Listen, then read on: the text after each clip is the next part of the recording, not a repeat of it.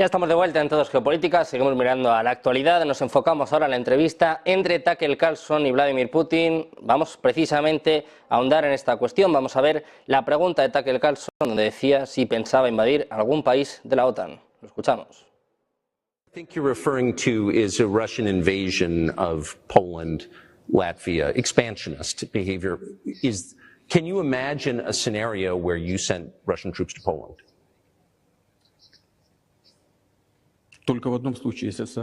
Only in one case, if Poland attacks Russia. Why? Because we have no interest in Poland, Latvia, or anywhere else. Why would we do that? We simply don't have any interest. It's just threat-mongering. Well, the argument, I know you know this, is that, well, he invaded Ukraine, he has territorial aims across the continent, and you're saying unequivocally you don't.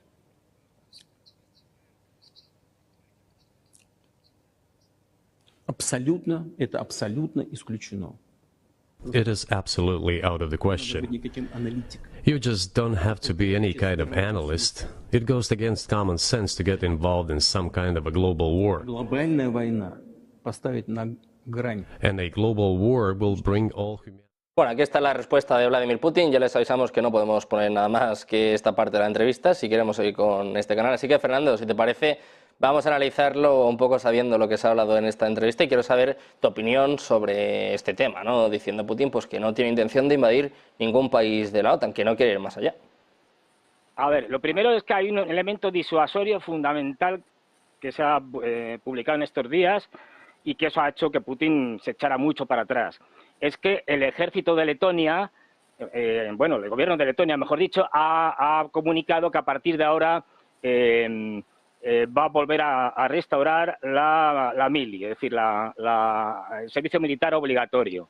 Eso significa que con la potencia que tiene Letonia y con los que va a recibir ahora al implantar de nuevo el servicio militar obligatorio, esto ha frenado a los rusos.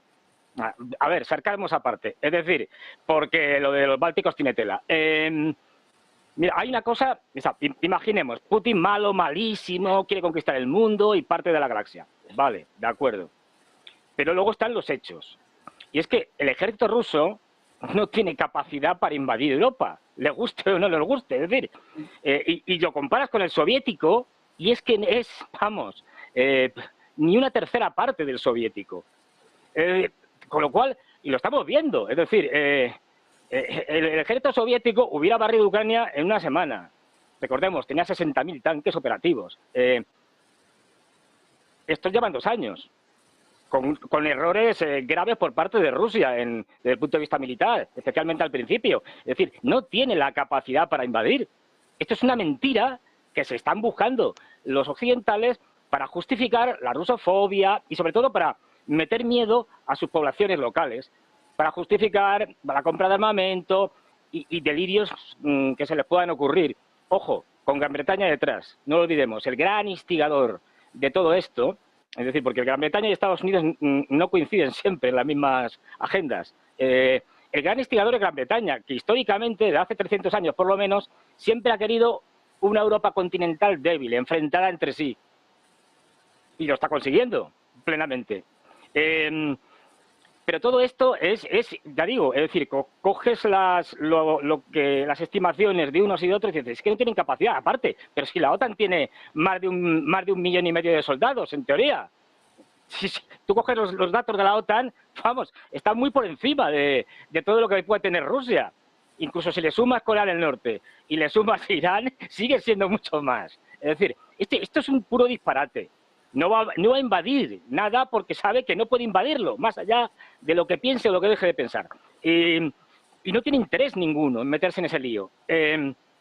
Los que sí que están por la labor de hacer cosas que espero que no lo hagan, ya digo, sobre todo por instigación de los británicos, es en terminar metiendo a algún que otro país de Europa y por lo tanto a la OTAN en la guerra de Ucrania, de tal manera que es lo que ellos han buscado siempre, ampliar la guerra de Ucrania fuera de sus fronteras, como están trabajándose ahora el caso de Moldavia. Es decir, ojo, porque aquí los británicos están muy interesados en que sí que haya una guerra entre la OTAN y Rusia. Pero bueno, quitando aparte los británicos, es decir, Putin lo ha dejado claro, bueno, ya lo habíamos señalado, Kiev, el Dnieper, eso va a ser para Rusia, la parte este del Dnieper. Odessa ya lo dijo antes en una conferencia y tal. Y si ya saben por lo que va a quedar, es decir, las negociaciones, que las habrá, y nunca han perdido, efectivamente, como bien señalado mis compañeros, nunca se ha perdido el contacto entre las administraciones rusa y norteamericana, siempre ha habido contactos, aunque lo negaran y tal, pero siempre los ha habido, y es estupendo que los haya, porque son dos potencias nucleares, tienen que hablar,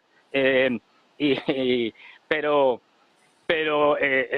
prácticamente lo que le va a solicitar es una rendición incondicional, y más teniendo en cuenta el proceso de degradación que está teniendo ahora mismo Ucrania, que no solo es que esté teniendo muchos problemas desde el punto de vista militar, sobre todo por el suministro de municiones y la dificultad de encontrar más soldados, de reclutar más gente, sino porque cada vez le llega más dinero, el americano le va a llegar tarde y mal, lo de los europeos pues veremos, pero no solo eso, es decir, es que estamos viendo cómo la lucha interna, y lo ha señalado muy bien Sergio, es decir, la lucha interna en el grupo de poder en Ucrania, entre los partidarios de Zaluzny, los de Zelensky, etcétera, cada vez es mayor.